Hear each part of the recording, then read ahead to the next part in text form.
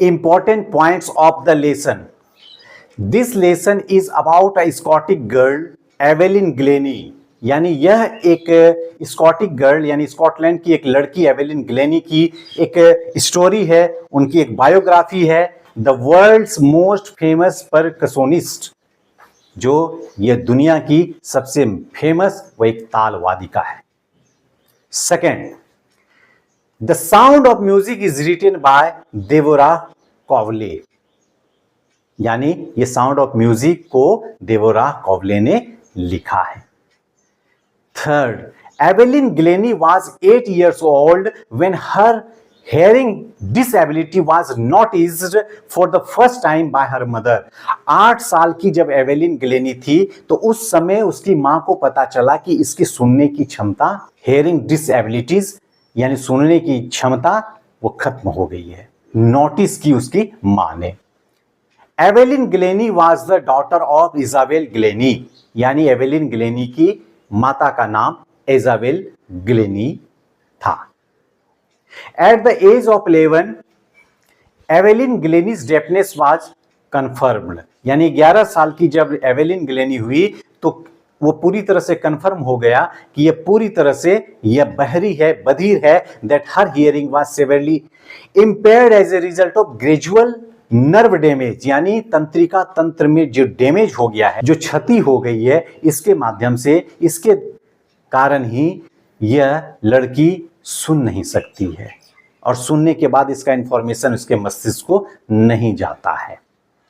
She wanted to lead a normal life. वो एक abnormal life नहीं जीना चाहती थी कि मैं बहरी हूं, चाहे मुझे दिखाई नहीं दे रहा है. वो बिल्कुल हम लोगों के तरह, आपके तरह एक नॉर्मल लाइफ जीना चाहती थी. And pursue her interest in music, और अपना कैरियर वह म्यूजिक में बनाना चाहती थी. But the most of her teachers discouraged her. लेकिन ज्यादातर लोगों ने उसे हतोत्साहित किया और कहा कि आप तो सुन ही नहीं सकते हो, आप एक म्यूजिशियन कैसे बनोगे. लेकिन उसकी जिंदगी फॉक्स नाम का एक परकसोनिस्ट वो आते हैं और उसके टैलेंट को, उसके पोटेंशियल को वह पहचानते हैं, वो स्पॉट करते हैं. And teach her to sense the music through different parts of the body.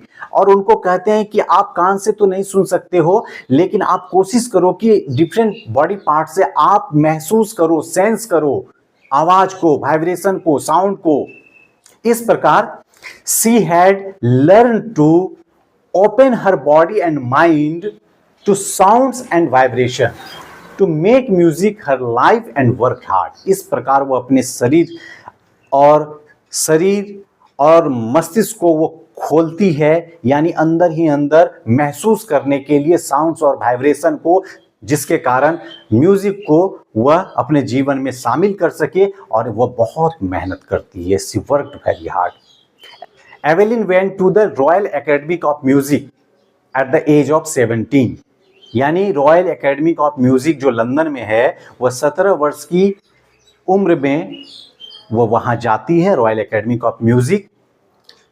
C auditioned for the famous Royal Academy of Music and she scored the highest marks in the history of academy.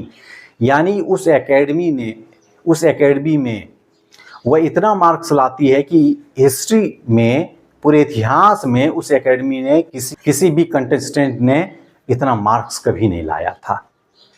In 1991, she begged the Royal Philharmonic Society's prestigious Soloist of the Year Award. यानी 1991 में उसे royal Philharmonic society का एक prestigious soloist of the year award मिला.